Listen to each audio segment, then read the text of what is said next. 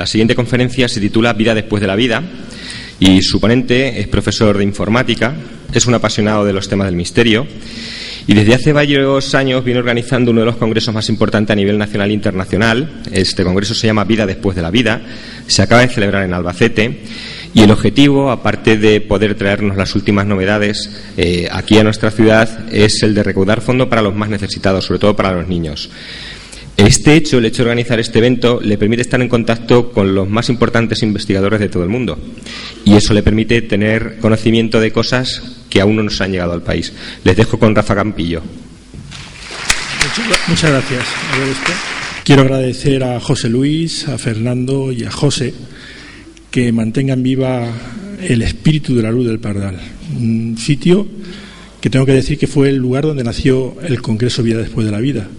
Yo tuve la oportunidad de conocer a Fernando Jiménez del Oso y fue terminar la organización de estas jornadas aquí en San Pedro. Yo le propuse la idea de hacer el congreso, a él le pareció estupenda y gracias a él y a otros amigos pues nos pusimos manos a la obra con el Congreso Vida después de la vida. ¿Ya está esto? Vale, perfecto. Vamos a ver si puedo. Vale, muy bien. Bueno, la verdad es que el tema Vida después de la vida es un tema complejo.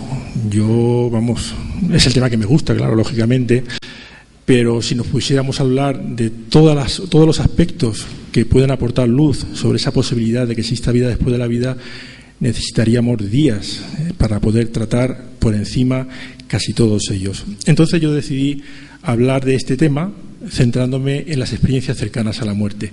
Quizás porque son experiencias que están siendo estudiadas hoy en día en universidades de todo el mundo, en hospitales, y que desde el punto de vista científico pueden aportar esa veracidad o esa posibilidad que cada vez está más cercana a ser comprobada.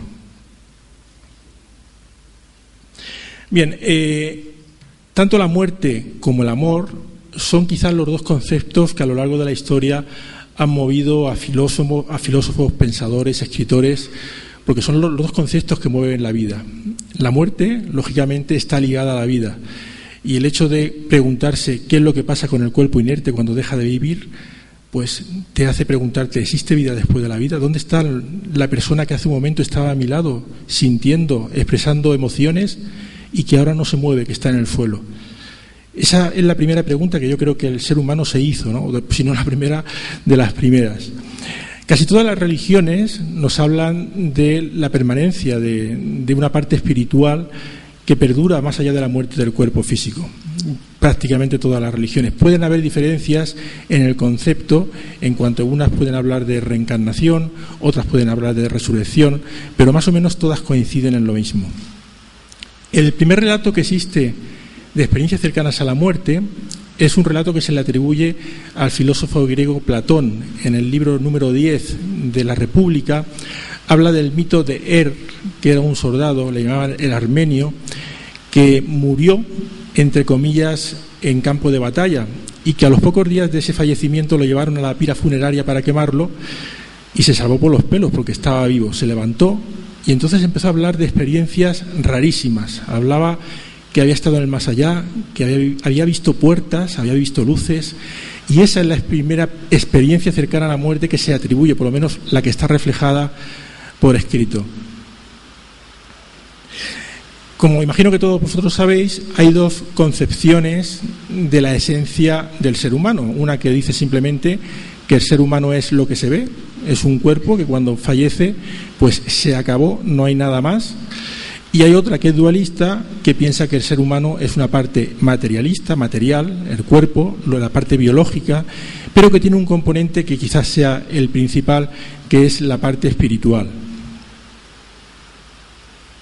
Creo que es importante, sobre todo para lo que luego explicaré más adelante, tener claro lo que es la memoria cerebral, que está compuesta por dos partes, que es el consciente y el subconsciente, que digamos que es la memoria que se forma aparte de experiencias cognitivas, es decir, aparte de todo lo que tiene que ver con los sentidos, con el pensamiento, con las emociones, con los sentimientos. Y es la parte que está aquí dentro, la parte que de alguna manera se puede ubicar o que tiene una especie de frontera, y es la parte que, bueno, los materialistas dicen que acaba cuando acaba el cuerpo físico. El consciente es aquello que recordamos, el subconsciente es la parte que un día fue consciente y que queda relegada a un segundo plano y que a veces, podemos recuperar con ciertas técnicas.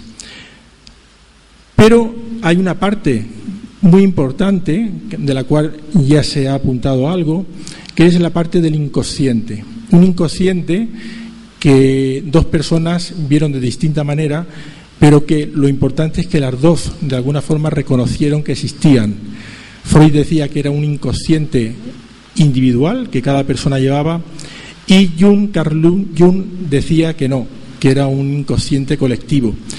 De alguna manera, para explicarlo brevemente, el inconsciente sería aquella parte que guarda información, no se sabe todavía de dónde, aunque hay muchas teorías, pero que podríamos resumir como una gran biblioteca de vivencias correspondientes o que recogería todas las vivencias de todos los seres humanos, incluso algunos apuntan de todo el universo.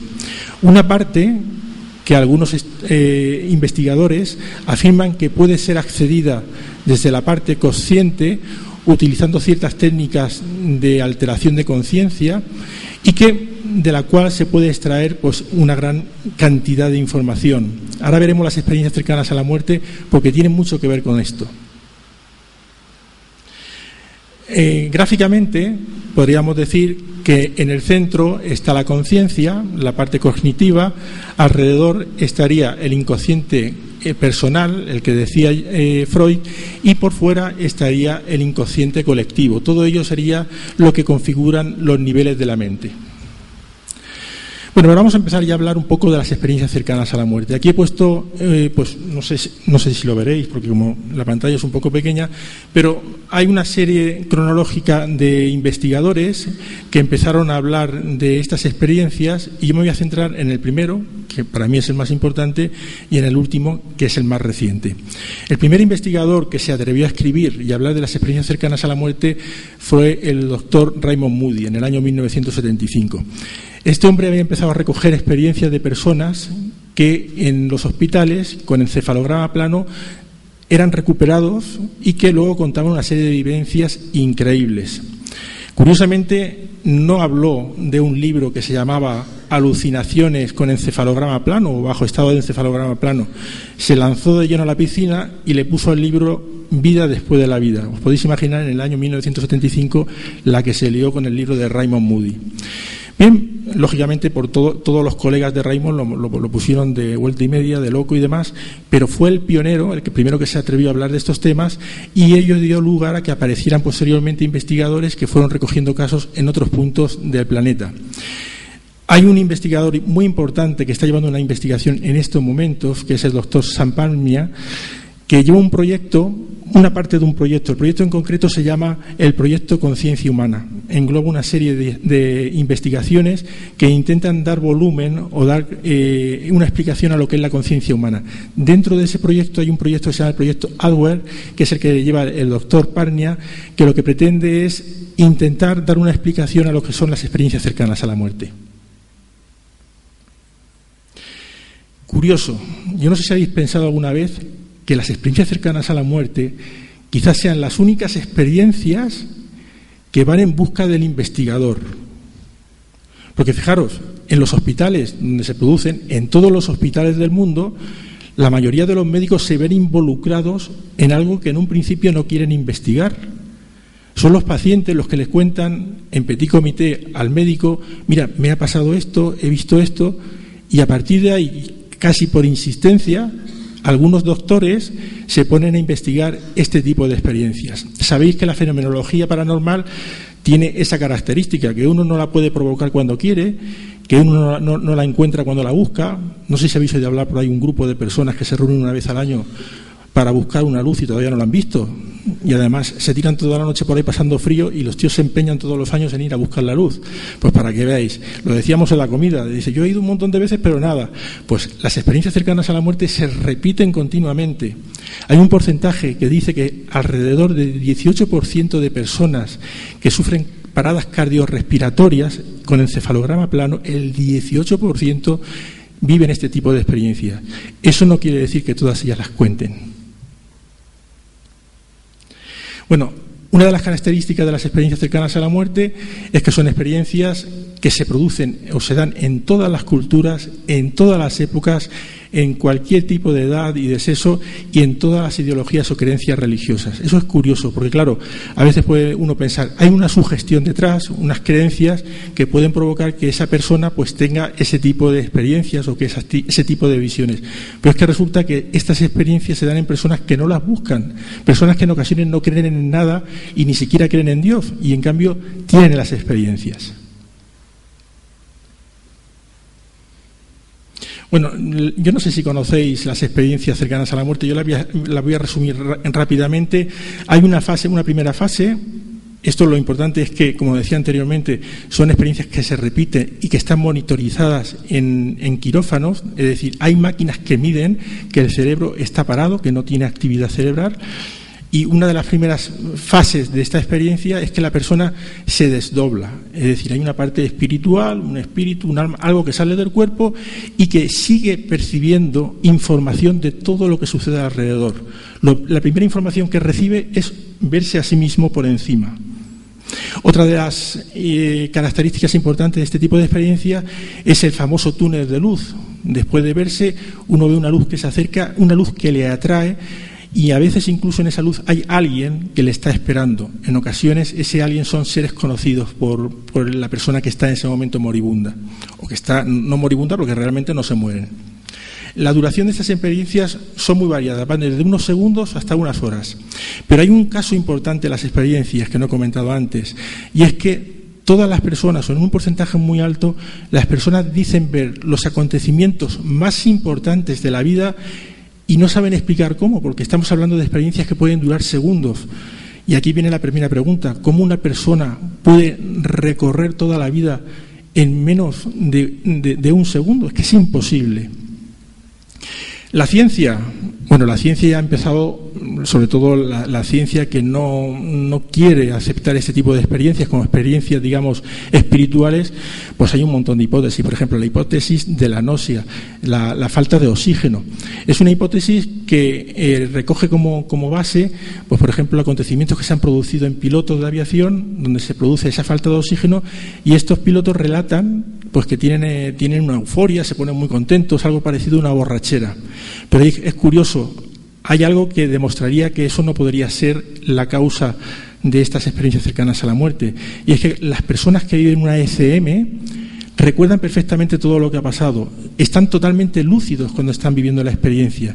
En cambio, los pilotos dicen que están borrachos, están como atontados. Otra de las, digamos, teorías que de alguna manera intentan explicar científicamente estas experiencias son las teorías de las endorfinas, es decir, esas sustancias que se crean en el cerebro que de alguna manera producen esa sensación de paz, de bienestar, etcétera. Aquí sí que hay un factor importante que avala la teoría, y es que hay una sustancia que es la nalofona, que es una sustancia inhibidora de las endorfinas. Pues curiosamente, a los pacientes que estaban viviendo una ECM, que se le administró la nalofona, las experiencias cercanas a la muerte, entre comillas, que tuvieron fueron muy desagradables. Luego, efectivamente, podría explicarse en parte este tipo de experiencias. Y luego está otro tipo de hipótesis, que es la serotonina, y es que podría explicar que la serotonina pudiera producir alucinaciones en las personas que segregan esta sustancia. Hay una cosa muy curiosa que yo siempre digo y que tira por tierra también esta teoría de la serotonina. Es decir, ¿hay alguna droga capaz de producir en todas las personas que se la toman las mismas alucinaciones y en la misma secuencia? Imaginar que los que estamos aquí nos fumamos un porro. Pues uno verán luces, otro verán humo, pero ver la misma secuencia de alucinaciones, ¿hay alguna droga capaz de producir eso? Bueno, pues esto desmantelaría la teoría o la hipótesis de la serotonina. La verdad es que el problema de las hipótesis es que ninguna es capaz de cubrir todas las experiencias que podríamos englobar dentro de las ECM. Alguna podría dar alguna explicación, pero no todas. Si el encefalograma es plano, y aquí viene otra de las preguntas, ¿qué sentidos están recogiendo toda esa información? No estamos hablando de alucinaciones. Cuando una persona dice que ha visto como, por ejemplo, una enfermera está dando el cambio de turno a su compañera, no allá al lado, sino a lo mejor a 100 metros en otra planta del hospital, y luego se comprueba que es verdad? ¿Eso es una alucinación? Cuando una persona es capaz de describir, por ejemplo, el color de un bolígrafo que está encima de un armario, incluso que la persona es ciega y nunca ha visto los colores, ¿cómo puede explicar los colores? ¿Dónde están los sentidos? Si en ese momento el cerebro no está funcionando. Y es más, ¿dónde se almacena esa información? No se puede almacenar en la parte cerebral que decíamos antes, ni en el consciente ni en el subconsciente, porque el cerebro está muerto. Vamos a suponer que el cerebro no está muerto, que es lo que dicen los científicos. Es que no sabemos si el cerebro está muerto, porque a lo mejor hace falta concretar más y buscar aparatos que realmente certifiquen que esa persona está muerto. Bien, vale, el cerebro no está muerto, pero ¿cómo es capaz de ver lo que está pasando a 100 metros de aquí? Se puede admitir que el cerebro no esté muerto, pero ¿qué sentido tiene el cuerpo humano capaz de desplazarse? Y además, las personas que dicen tener una ECM dicen que ven en 360 grados, no ven como nosotros, ven lo que pasa por los lados, ven lo que pasa por detrás. ¿Qué sentido es ese? ¿Qué percepción es capaz de obtener esa información periférica? Luego estamos hablando de algo que no tiene una explicación. Yo no digo que la explicación sea que realmente hay un espíritu, hay un alma, pero a veces, no sé, es más fácil pensar eso que cualquier cosa rara que pueda haber por ahí.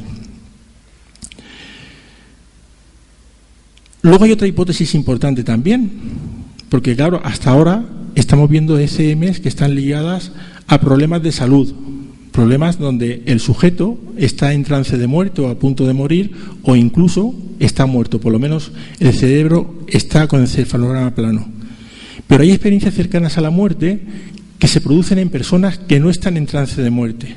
Y voy a contar una experiencia de una persona que muchos de vosotros conocéis, es amigo nuestro, que contó en el primer congreso de Vida Después de la Vida. Se trata de Pablo Villarrubia. ¿Lo conocéis alguno? ¿Lo conocéis a Pablo Villarrubia? ¿Vale? Él dice que contó esta experiencia por primera vez en este congreso. La experiencia que tuvo fue la siguiente, y no es la única, hay recogidas bastantes experiencias de este tipo. Él estaba subiendo una montaña y parece ser que estuvo en peligro de muerte porque se quedó de eso que no tira ni para adelante ni para atrás, y estaba ya en una pared que realmente podía haberse caído. En ese momento se oscureció todo y empezó a producirse la secuencia de fases de una ECM normal. Vio el túnel de luz, vio pasar por delante de él todos los episodios más importantes de su vida, y él dice que vio a su madre, se le apareció su madre, que le dijo: Pablo, de esta vas a salir, tienes que salir de esta. Dice que fue una sensación muy agradable, pero que sintió la necesidad de sacar fuerzas de donde no la había, y entonces despertó de golpe. Y bueno, lo que dijo, dice, yo parecía Superman, o sea, yo estaba a punto de no poder salir de allí e inmediatamente pude sacar esa fuerza que me permitió salvar la vida.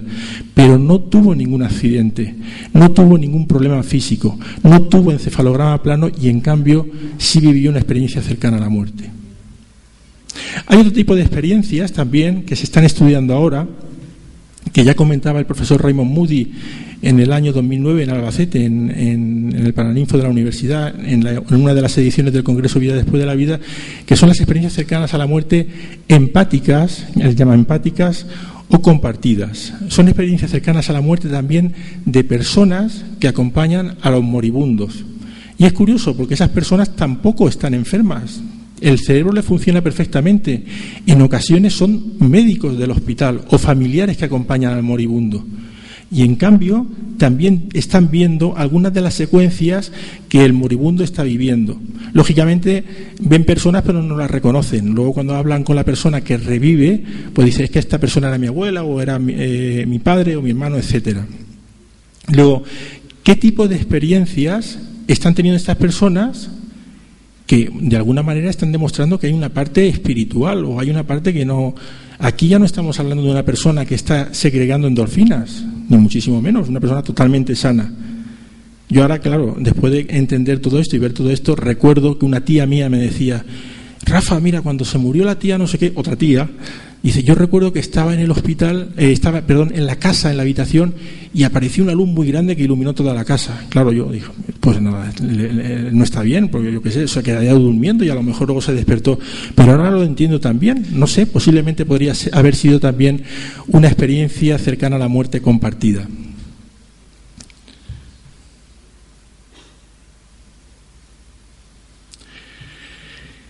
Hay otra cosa muy curiosa en las personas que viven experiencias cercanas a la muerte. Yo me pongo a hablar aquí y a mirar el reloj. ¿Sí? Hay una cosa curiosa también en las personas que viven experiencias cercanas a la muerte, y es el cambio que experimentan sus vidas. Algo que no ocurre con las personas que se drogan. Hombre, cuando digo se drogan, cuando las que se drogan bien drogadas y se meten en la droga de lleno, por supuesto que la vida les cambia. 10 minutos, gracias. Pero que, por ejemplo, no producen a los pilotos cuando tienen esa euforia, no le producen a una persona cuando le inyectan una dosis de endorfinas o de cualquier otra sustancia. En cambio, una persona que vive una experiencia cercana a la muerte, la vida le cambia radicalmente. Primer factor importante, todas, o casi todas, yo he puesto el 99%, pero posiblemente sea el 100%, todas pierden el miedo a la muerte. ¿Qué cosa más curiosa? Pierden el miedo a la muerte. Eso trae unas consecuencias negativas también, porque al perder el miedo a la muerte tienen problemas para vivir en sociedad. Y entonces ocurre, por ejemplo, que el 70% de las personas que viven una ECM se separan. Que no sé si será un dato significativo tal y como están las cosas hoy en día, a lo mejor están dentro de la normalidad, pero se separan. ¿Por qué? Porque la mujer no la aguanta, este tío que le ha pasado, o esta mujer que le ha pasado, se ha vuelto loco. Contaba el doctor Betés el caso de una persona, una chica, que dirigía una empresa multinacional que tuvo una ECM y la tuvieron que despedir. Pero la tuvieron que despedir porque le importaba unas narices que aquello fuera para adelante o no fuera. La empresa era lo que menos le importaba. Son personas que pierden el interés que tenemos nosotros hoy en día por las cosas cotidianas. ¿Por qué? Porque las prioridades cambian. Lo que antes a lo mejor no tenía importancia, a partir de estas experiencias adquiere una importancia grandísima. Otra cosa muy importante que les pasa a las personas, se vuelven introvertidas. No, el ego desaparece. De hecho, es muy difícil contar con el testimonio directo en público de personas que han vivido ECMs. ¿Por qué? Porque no les interesa, no tienen que convencer a nadie. En cambio, son experiencias que cambian a las personas que tienen alrededor. También es un caso significativo y curioso. Luego hay otro cambio importante en estas personas, y es que algunas de ellas se sienten en la necesidad de emprender la vida hacia un objetivo distinto al que tenían antes de vivir esa experiencia. Es como si tuvieran una misión en la vida. Se vuelven más solidarios, tienen una percepción mucho más acentuada. Comentaba el doctor Betés en el Congreso que la sensibilidad es, como se suele decir, a flor de piel, los sentidos se agudizan. Y una cosa muy curiosa también, algunos de ellos presentan facultades paranormales que anteriormente no tenían, como pueden ser clarividencia, precognición, factores que no existían y que a raíz de una ECM se activan. Tampoco se activan cuando se produce una ECM a nivel de laboratorio, ya lo hemos dicho anteriormente. Por eso digo que son factores que de alguna manera tiran por tierra todas esas teorías que comentaba anteriormente de las endorfinas. Es que no tienen explicación. Apenas si se pueden acercar un poco a explicar algo de una ECM, pero ni mucho menos pueden justificarla.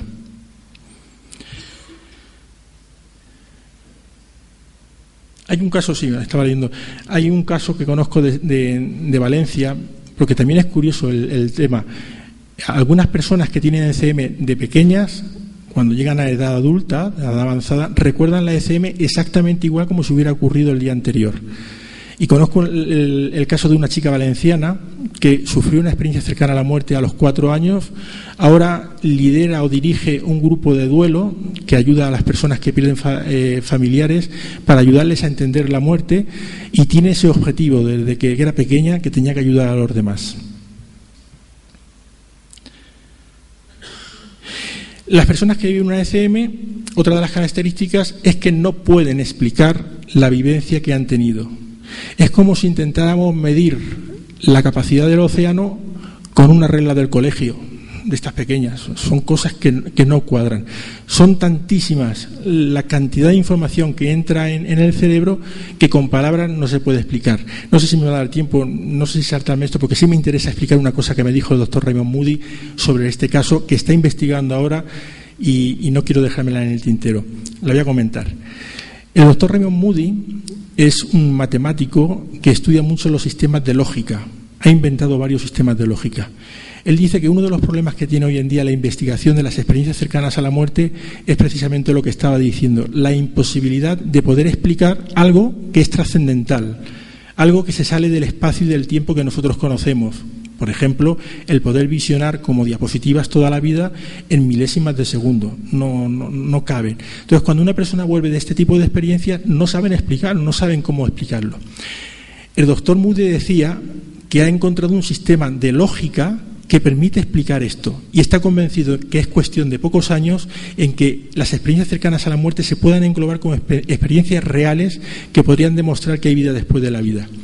Y contaba un caso, él está dando este tipo de lógica, la está enseñando en institutos a grupos reducidos de militares, porque le interesa que cuando más gente conozca esta experiencia, luego pueda de alguna manera explicar, utilizando esta lógica, las experiencias cercanas a la muerte. Y dice que tenía un amigo que de alguna manera comentaba y conocía este tipo de lógica.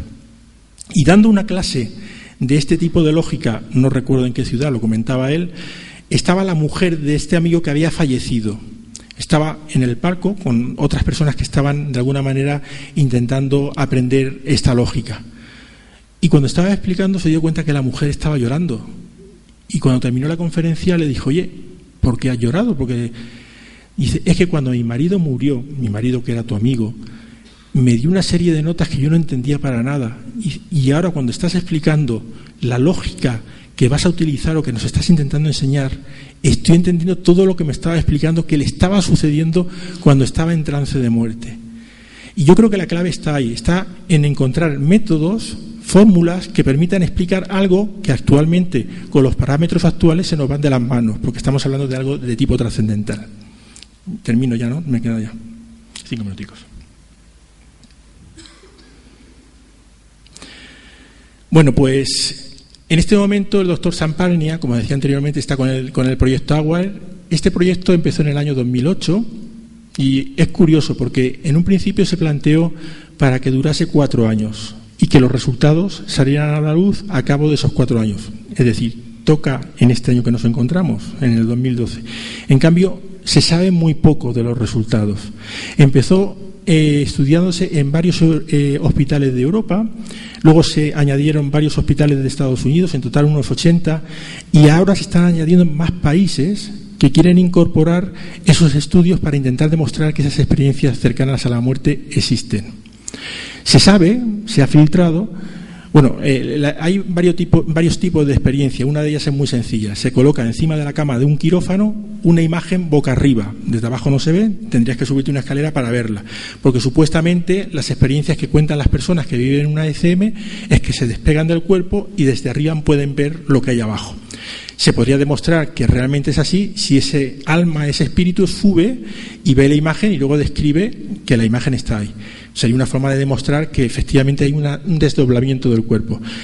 Parece ser que no está funcionando ese tema concreto. Es decir, las personas que de alguna manera luego salen del trance y cuentan la experiencia cercana a la muerte no recuerdan haber visto ninguna foto.